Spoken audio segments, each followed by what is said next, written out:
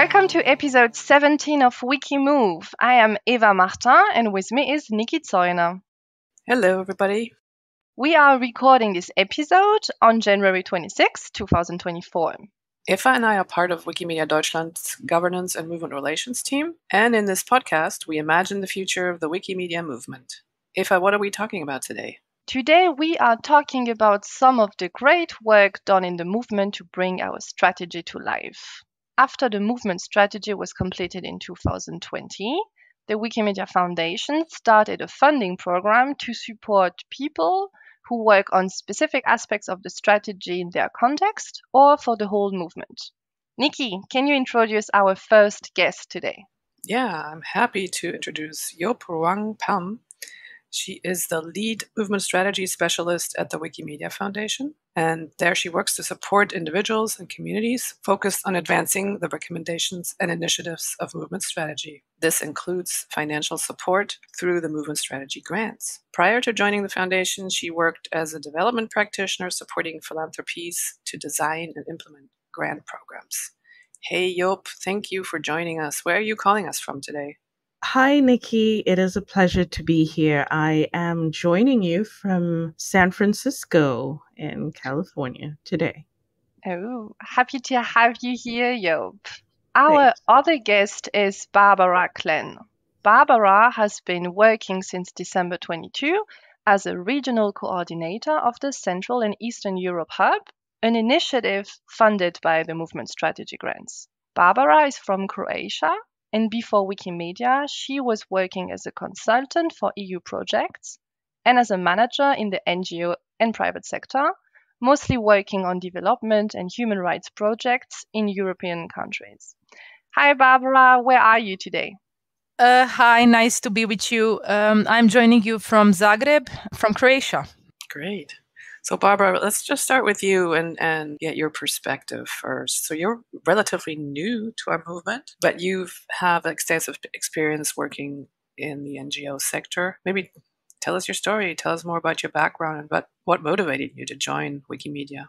Yeah, it's an interesting question. And I will try to explain it concisely. So one part of the answer is my previous career. I was always interested in development projects, and the majority of my professional life, I worked on EU projects, as you already mentioned, as EU project consultant.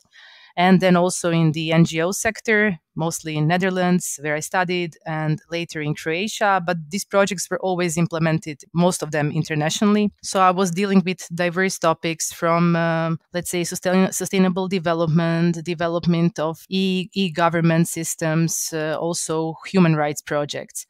And the job that I had before joining the CEE Hub was I was working as an executive director in an NGO which was based in Croatia and focusing on mental health issues. And although I loved that job, I missed this international perspective.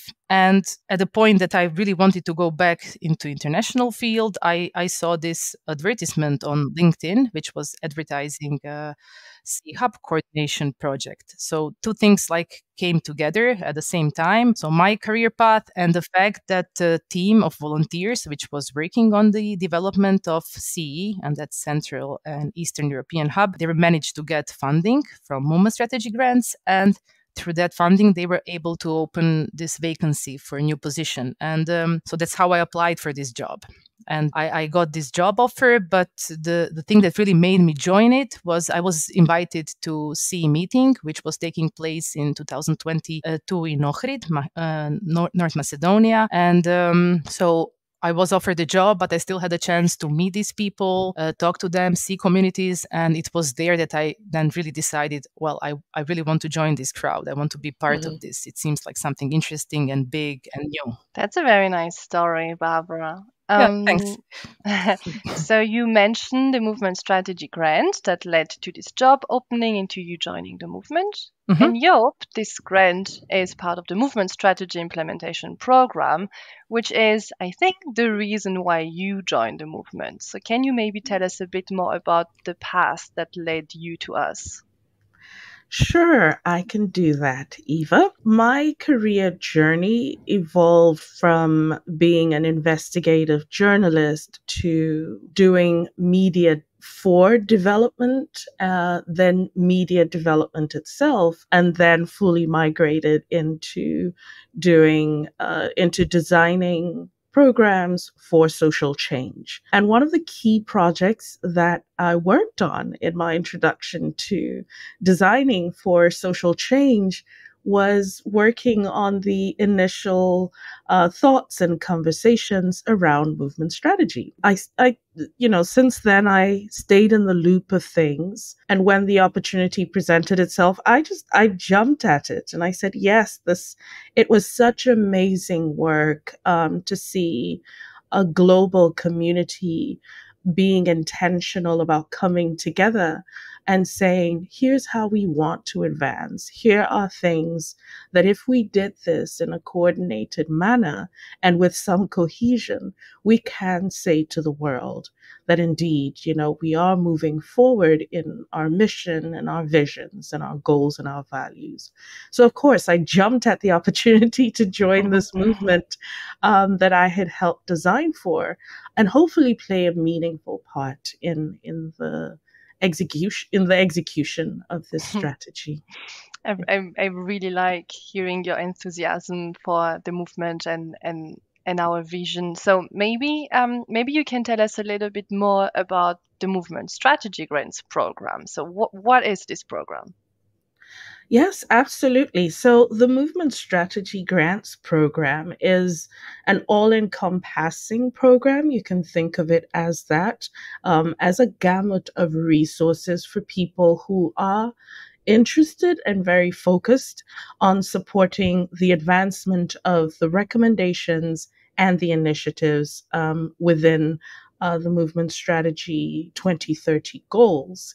The grants are designed to enable experimental work, to enable us as a movement document foundationally the knowledge that we have. Often that knowledge is scattered in different places, or it is not effectively documented so that anyone can pick that and kick things off and begin to implement. So the movement strategy grants are designed to enable that. They're also designed, of course, to support innovation.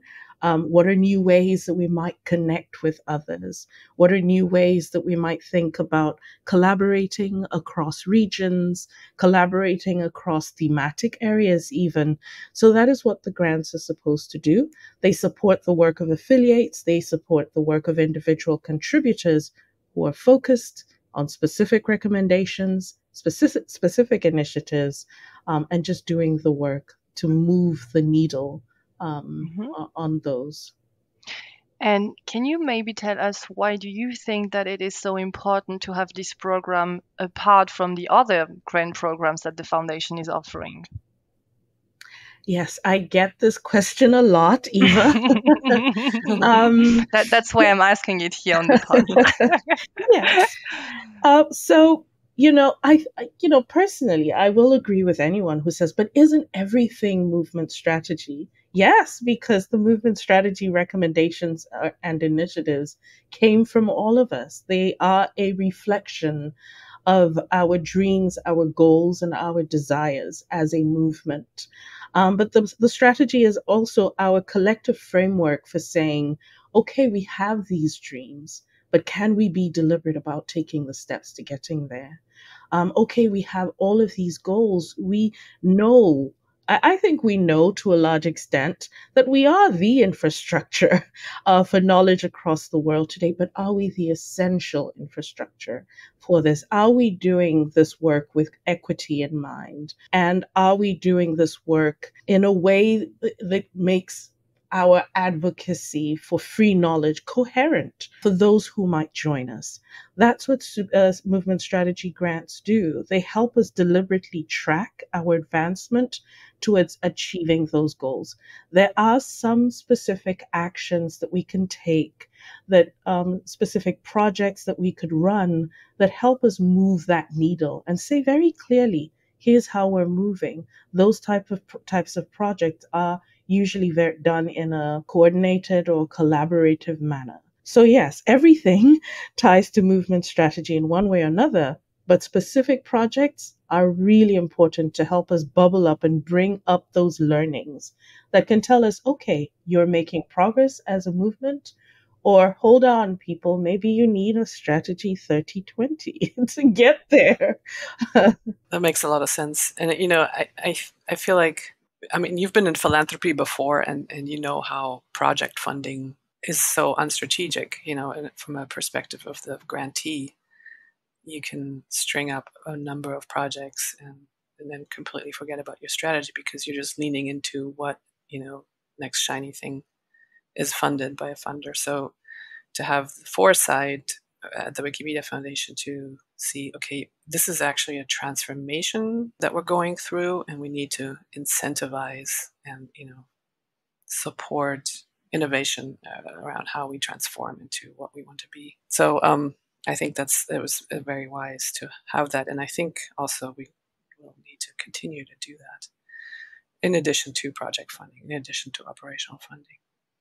So with that in mind, what was funded in the last couple of years? What are some cool projects you can talk about that move us closer to our strategic direction? Oh, happy to share those. There have been very many. I will say, before I share a small list, that there have been some very inspiring projects. There have been projects that sometimes I think about and they just bring tears to my eyes because they're just a reflection of the passion and the commitment and the dedication that that individual and affiliate volunteers have for our movement to take things forward.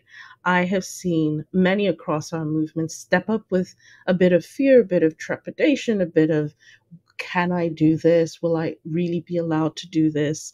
And, sometimes not being very certain, or in some cases, working with a community of other volunteers who may not be quite happy with the work at first, but then, people then take the work forward, end up getting the consensus that they might not have had at the beginning of the work, or people who start off with one approach and based on feedback, based on what has been shared, take on an approach that effectively responds to the communities that they're trying to serve. And so there are many. The one project that I feel very strongly about, or not feel strongly about, more really proud of, is the work of the Kyrgyz community.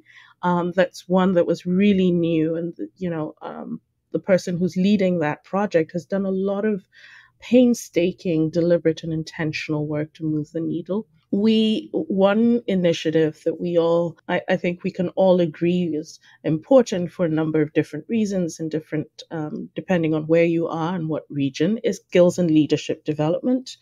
We need to grow our skills as a movement. We need to develop our leadership capacities. And so projects like Capacity Exchange and Calibra are critical projects. Calibra comes from some work that had previously been done for the Lusophone community. Initially, it was about trying to understand, how different parts and pieces of the different individuals, rather, from across the Lusophone community across the world might come together and share skills, services, and knowledge. And that evolved into what Calibra now is, where the community gave feedback and said, hold on a second, before we get into any big projects, we need to grow our leadership capacities. So let's be intentional about taking the steps in phases to get there. It's not a sprint, it's a marathon. So Calibra is one project that's developed by Wikimedia Brazil, of course, following that initial research to understand the needs of the Lusophone community and what structures might best support the delivery of those service needs. Capacity Exchange kicked off with some initial research as well, and a lot of coordinated work has gone into helping design and develop and implement this repository of skills and knowledge and capacities across our movement. So many people hold so many different levels of skills and experience, and It would just make sense to have a melting pot, a place where we come to and find people within our movement who have the skills that we're looking for, or who we can share our skills and our knowledge with. So the capacity exchange work is really critical and essential for the skills and leadership development work for our movement at the moment. Oral Culture Toolkit. The Oral Culture Toolkit project is also one that's really interesting. And this is just, it's such a really good example of a person saying, I see this, I'm taking this on, I got this. And Amrit is doing some really great work there, helping us answer the question, how do you do language activism effectively? How do you help a language community think about all the essential pieces that need to come together, and for that language community to build, to grow, and to document their culture, because it's not always written. And we know that for many minority language groups, oral culture is the way that knowledge is passed from generation to generation. And it's time to start to preserve that. So the initial research was done, and now, they're going into piloting and testing where it had initially been work that was happening in the South Asia region, but the next stages will connect to other regions across the world. So a lot of research work has been done within the scope of movement strategy grants. Some key initiatives that have not been covered yet, interestingly, some initiatives around underrepresented groups, some knowledge gaps type of work, some of the innovation work, and some of the type of work connected to documenting our knowledge as a movement. But one of the most exciting projects that's happening in movement strategy are projects around building and setting up or holding consultations and the research and the piloting of coordination structures across our movement, because in different regions and sometimes for different thematic areas, there's so much work that needs to be done. And if we're cohesive about that, we could go a long way. So yeah, hub projects, there are about 14 ongoing hub projects, but this is not the time for sharing that. Thanks a lot, Yop, for shedding some light on the amazing work that's going on in the movement. And there would definitely be links in the show notes linking to the projects you mentioned. Now maybe let's talk a little bit more about the hubs. So you just said that a lot of your grantees have been working on skills and leadership development projects such as the hubs. And we have Barbara with us today that is working on one of them, the CEE Hub. So Barbara, can you maybe start with the basics? What is a hub, and where did the idea of hubs generally come from? Yeah, this is really a good question, because even me working already more than a year for a hub, I get a lot this question, what actually is the hub? So just a disclaimer before I start answering, I will be presenting this Central and Eastern European hub perspective and explain how all developed, because there isn't like specific recipe that you can find on Meta or Wikipedia, like how to create a hub. So there is no recipe like take 2 board members, add $30,000, then add 1 employee, and you don't have to cook it, but like wait for 1 year and you will have a hub.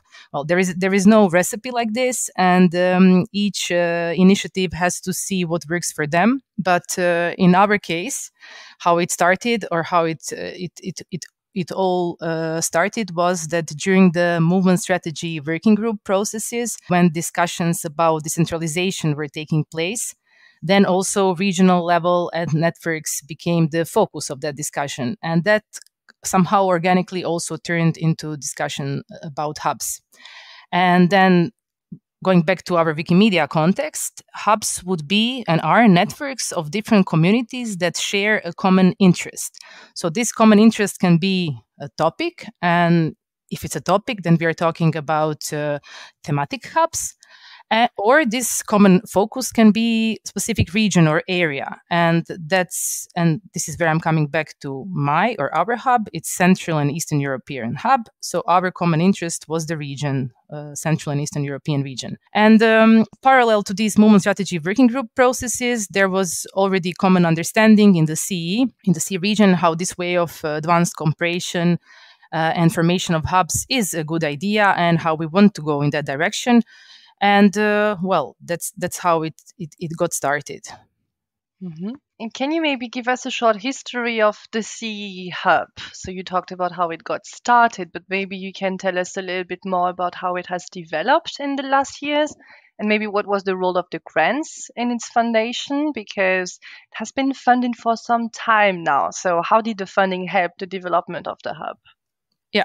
So before even starting about really hub and funding, which was I would say essential to get things going and starting in a more intensive way, I still have to mention that there were already many years of close cooperation in the CE. So this whole story of CE cooperation didn't start only with story about hub.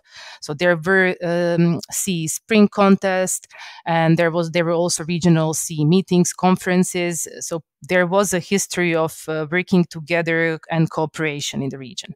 But then, when really specifically talking about hubs, first discussion among affiliates started in 2019, and then people who were from the CE and who were working on strategy working groups, they started talking and working on a hub project concept and developing this. And somewhere at that time, also bi-weekly regular meetings started, and that was in March 2021. It was before any funding, but there was a group of enthusiastic volunteers. Some of them are still part of either CEE Hub steering committee or wider group connected to the hub. But these volunteers and also employees of some affiliates have been working together, coming together since March 2021. And the funny thing is that we still have this same document, which for taking notes. So still now we have this Wednesday bi-weekly meetings, 6 o'clock CEE time, and we can just follow all notes which they were taking since 2021. But now coming back to money, because it's also an important component. The first time that we got any grant was in June 2021. So that was also a movement strategy grant, and it was the name of the project was CEE Needs Research. And Wikimedia Poland was implementing this project, which was very important, as the focus of the project was implementing a survey and 21 community interviews. Basically, people who were part of it, Natalia Szafran and other volunteers, also, and members of Wikimedia Poland, they were trying to find out what are really the needs of the region. What kind of vision do communities have for the hub? What do they want hub to do, or how to support them? And as when they had the outcome of this research, this is how the first real yearly project developed, because the results of the research became also project application for the first real 1 year grant, which was then granted in the summer of 2022. And the name of that project was very creative: Building a CEE Hub.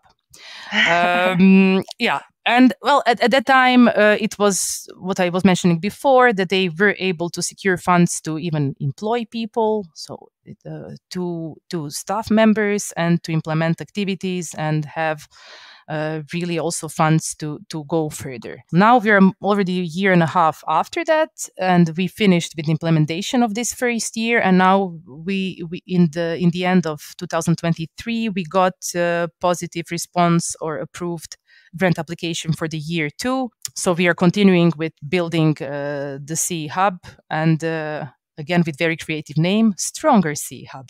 It's also a 1 year grant. Yeah.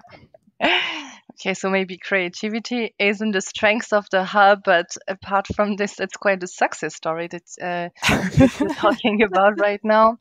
And as you mentioned, there isn't any recipe for the whole movement on how to create a hub. And what's really striking in this story and what is great is like how much time you put into research and making sure you understand the needs of the community. And it definitely worked out very well for the CEE communities, and that's great. So maybe now we can get a little bit deeper into the practice and the learnings, and maybe look at like what worked well and what could be improved in the future.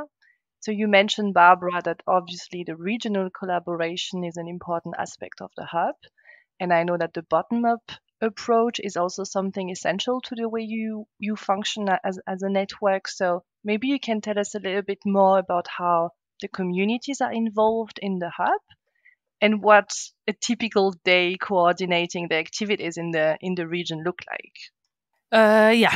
So, well, without communities and cooperation with communities and affiliates and also active individuals, there is no CEE Hub, because the whole concept is based on this coordination. And if we don't have strong relationships and communication with communities, there is no one who can take part in our activities that we are implementing, and then basically there are no results or outcomes. So how we engaged with communities, we have diverse methods. We have many one-on-one meetings with communities or members. We have also meetings with affiliates. We are implementing surveys, and then based on what we hear from them, we are organizing learning sessions that they take part in.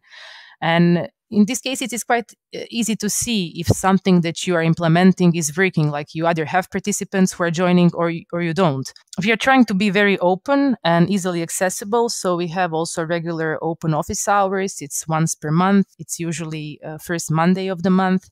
And it's something that you don't have to schedule. You just, we announce it on our communication channels, and people can just drop in and ask anything or ask for advice or comment. And also what we try to do, we have a big steering committee. It's composed of 11 members and then also 2 advisors. And they are coming from different CEE communities and countries. And that's also the way how to keep communities and people involved, because they can also then go to their communities and share things more easily than if we had smaller steering committee. Yeah, so that would be about communication. And the typical day, I couldn't say that there is something as a typical day, but as CEE Hub is also a project, we are following our project implementation, which has a timeline.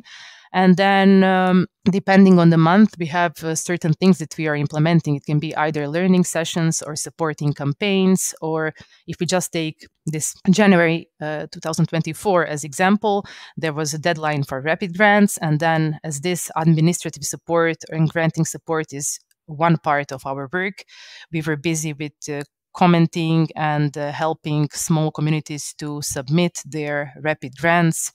In some cases, their first rapid grant, so that was part of our work. We were also we were also busy with setting up other project activities that will be happening in the second year, like employment of the third person and organizing some communication sessions that will take part. So it really depends on the time of the year, but definitely a lot of communication, meetings, and organization is the core of our work. And it's 2 staff members, as I mentioned, my colleague Tony from Skopje and me. And then it's not only us doing the whole work, because we have the steering committee and advisors who also take part in working groups and advising and helping us to pull this all together and to make it work. All right.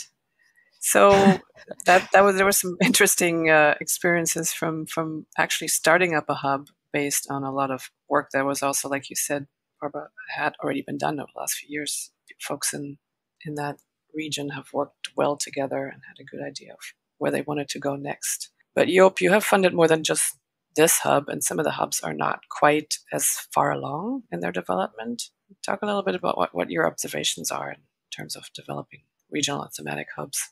Sure, Nikki. I'll tell you more about hubs and what we're seeing. So I find that there's what might seem, or what I'd like to call, a natural progression and a process that makes sense for our movement currently.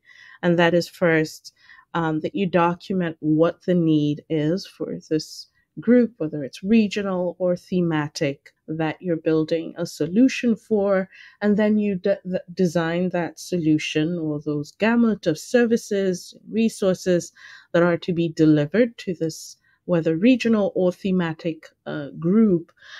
Usually this is done in a collaboration structure. And then when you determine what that is, you begin to test it out, especially if some initial coordination did not already exist, especially if you're creating and designing something that is essentially brand new and people are still learning to work together. Because for a long time we worked as individuals and separately across our movement. And so working together is something we're learning to do now.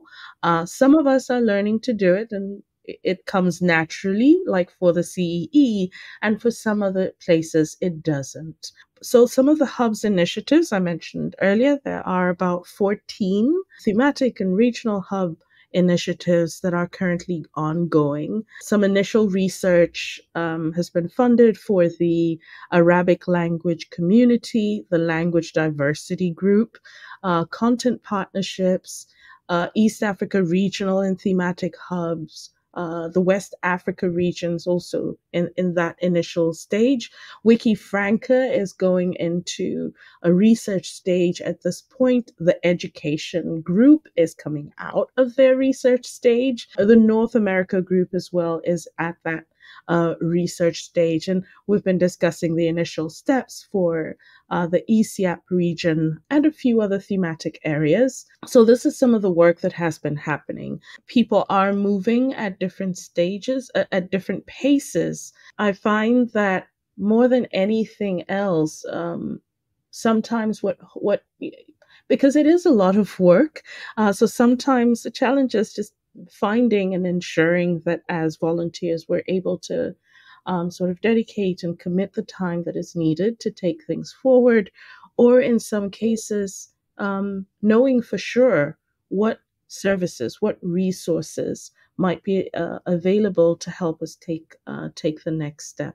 in the plan and in the process. All this just to say that the CEE is well ahead, and in an ideal world, all of the regional hubs that I've talked about and all of the thematic hub discussions that are ongoing are moving at just the same pace at the CEE Hub. So we can all learn at the same time how we come together as a movement in different spaces.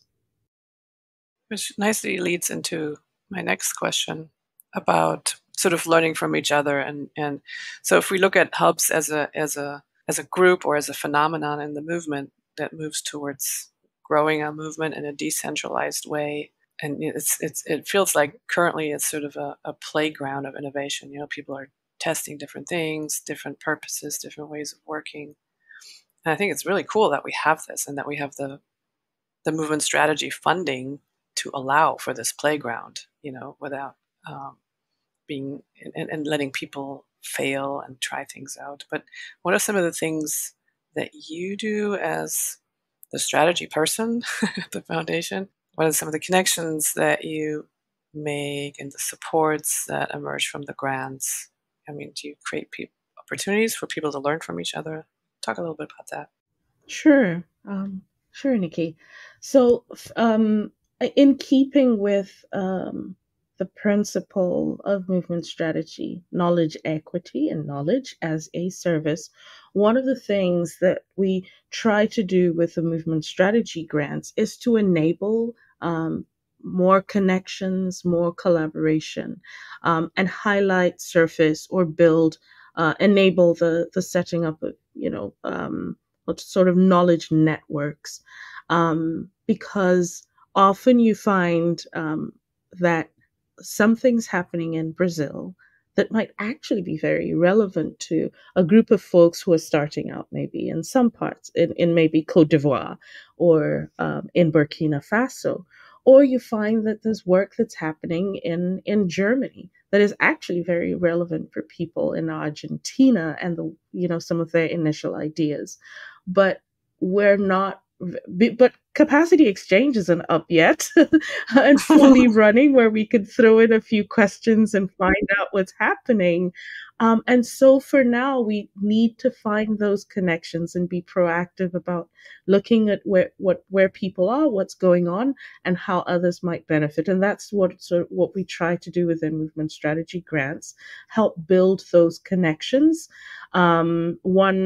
I really like the collaboration that happened with the Unlock project and the folks from Argentina and Wikimedia Serbia. The work that Lucas is doing, WIKIMOVE Brazil as well, that leadership development work is becoming very relevant for a lot of folks in Lusophone speaking communities outside of Brazil, like those in Burkina Faso.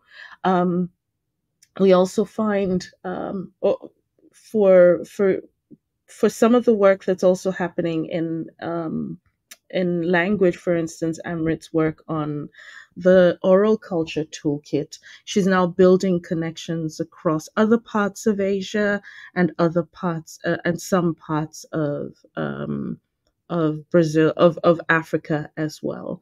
And, we try to make those connections, try to help people see, you're doing this. It's fun. It's exciting. Have you had a conversation with these guys? Sometimes that is really all that it takes to enable for some of these peer-to-peer exchanges to happen and build something from that. Yeah, that's great. This makes a lot of sense.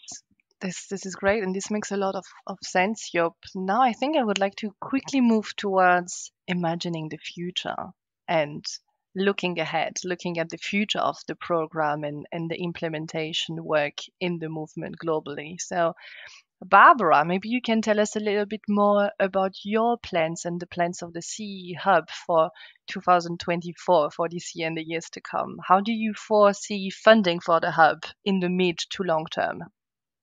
Yeah, thank you, Eva. Well, before really jumping in 2024, I have to say that our plans for 2024 are built upon this base that we created in 2023. So learning on some successes, but also something which was more challenging. We kind of made our plan for 2024. And here I would like to mention just several things. So, for example, when you think about CEE, or when we are talking about CEE, we are talking about more than 35 communities. So just if you think of a normal working week containing, let's say, 40 hours, just this connection building and communication, if you would just spend 1 hour on community, that would be like your whole working week. Just to explain how challenging this is in a regional hub covering many communities. But although this is a challenging part, it's also the exciting part. So for us, this establishing good communication and connections really consumed a lot of our time during 2023, so during the first year of implementation. And now with this strong basis, we are moving towards future. We are basically continuing with all activities that we have been implementing in the last year. So that means supporting communities in administrative way.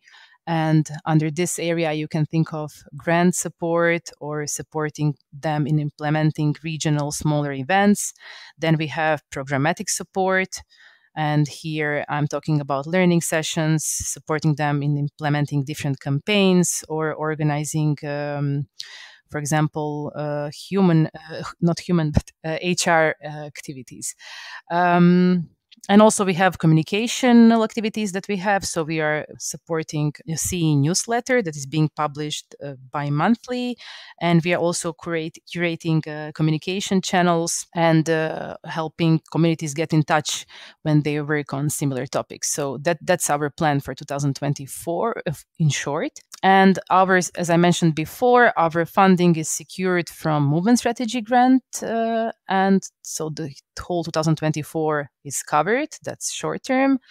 And in the current framework, hub like ours would continue would need to continue running would need continuous support, either from Wikimedia Foundation or depending on developments of a global council.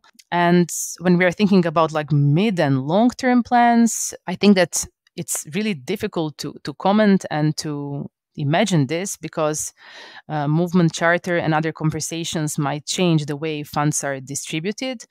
But definitely hubs, as they are structured now, we can't, or I, at least personally, I can't imagine that they could be funded, like their operational part, without Wikimedia Foundation or Global Council, however we call it, but without this money which is being collected. Because although we can partially rely on third-party project grants like EU projects, or for example in our case during the last year we also worked with Wikimedia Sweden and we were able to secure funding from Swedish Institute, and that was really amazing success for us, because few of our CEE affiliates are project partners, and they will be taking part in the project and also receiving some grants from that.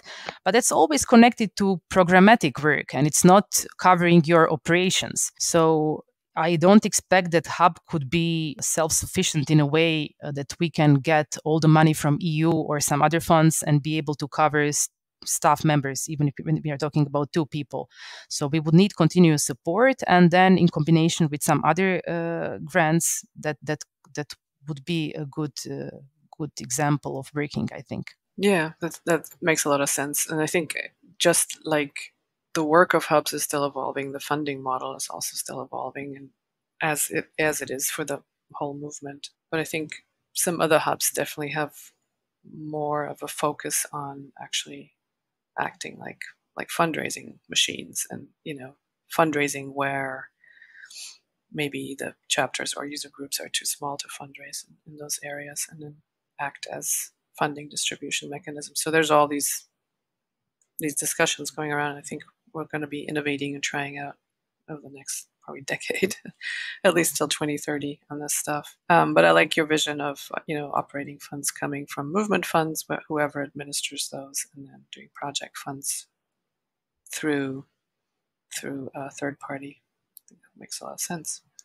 So Yop, it feels like we are just getting started, and it's going to continue to be important to have this strategic funding, the movement strategy implementation grants, for a while, so we have the ability to try things out and build things before we look into more sustainable funding models.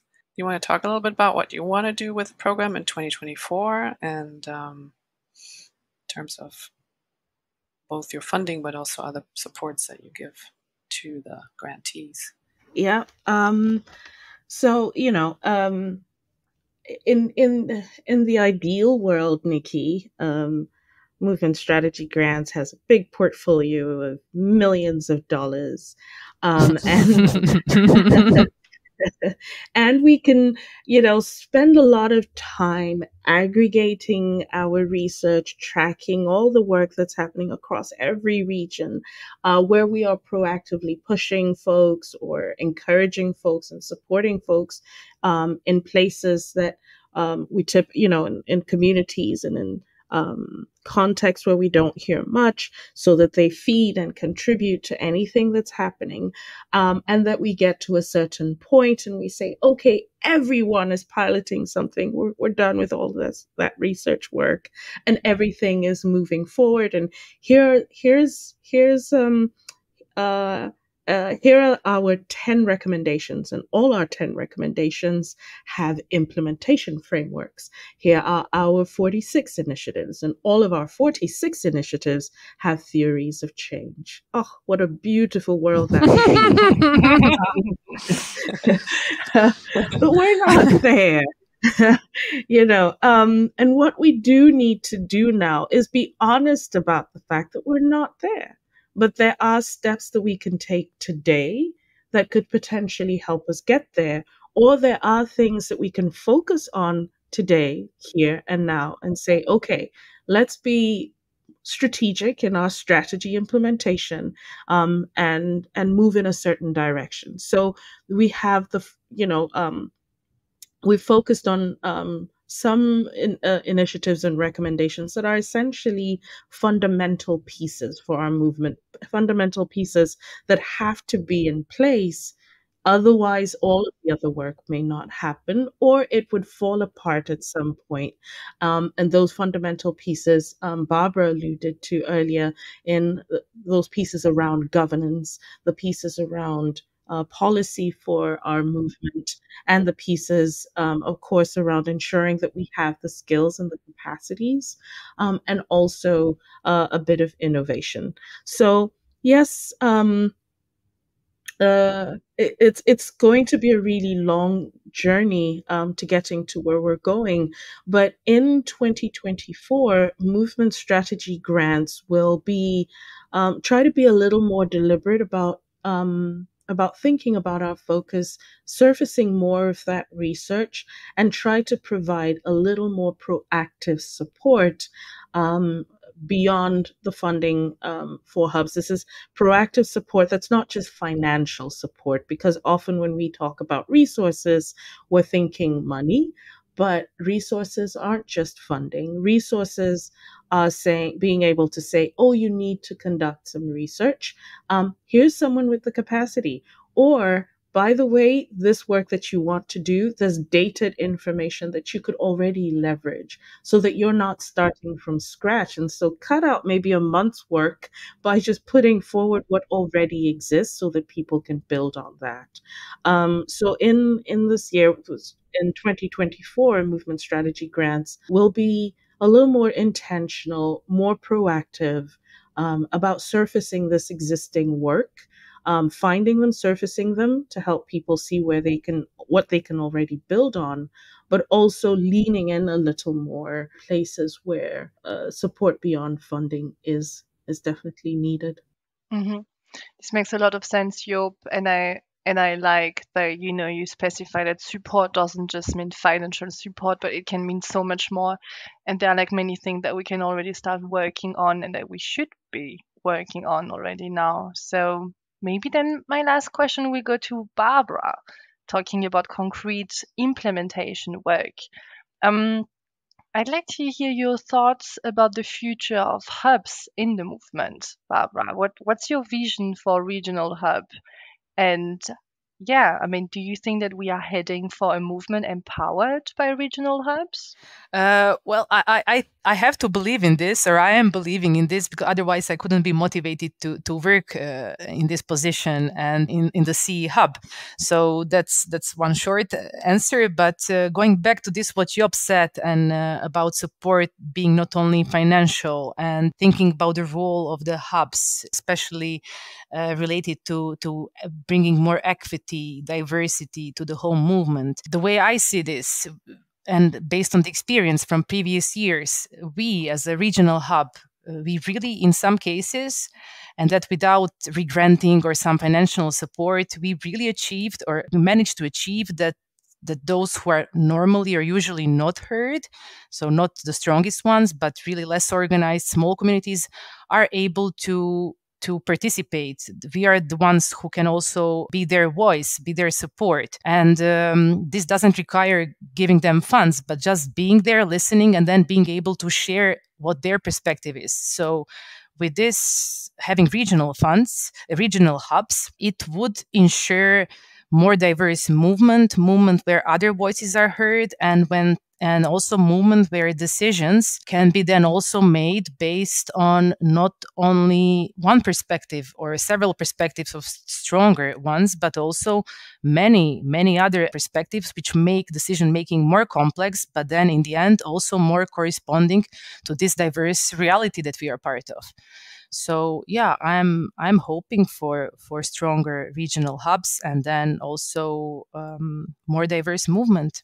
And talking about decision making and a movement empowered by regional collaborations, this makes me think about the movement charter that's being drafted right now. And you said, Barbara, there isn't an official definition of a hub right now, But there is this committee that's drafting the charter and that's putting a lot of thoughts into it. And hopefully by the end of this year, we may have this document that gives us a bit more clarity around hubs and maybe what their roles and responsibilities could look like if we want to structure our movement in a way that really enables us to embrace the diversity we have and to reach our strategic vision for 2030. Yeah, I completely agree with this one. Yeah. And I'm also happy that CEE Hub and also our, volunteers, but also us, that we are also part of this process, because we are also commenting and taking part in the discussions and hopefully enabling better quality of this formulation and document in the end. So that's a wrap. That's a wrap of the 17th episode of WIKIMOVE. Thanks to our guests, Yop and Barbara, for sharing their insights. Thanks for listening. WIKIMOVE is a production of Wikimedia Deutschland and its governance and movement relations team, and is also available on podcast apps and YouTube. Our music was composed and produced by Rory Gregory and is available on CC by SA on Wikimedia Commons, and so are all of our episodes. You can visit our WIKIMOVE meta page to listen to all previous episodes. You can suggest topics and you can suggest guests for our next episodes. You can suggest yourself as a guest. You can also use our meta page to react to the podcast and to connect with other listeners. And subscribe to always be notified of our new episode releases.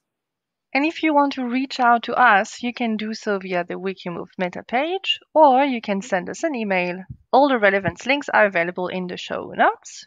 Tschüssi, ciao, au revoir. Au revoir. Bye-bye.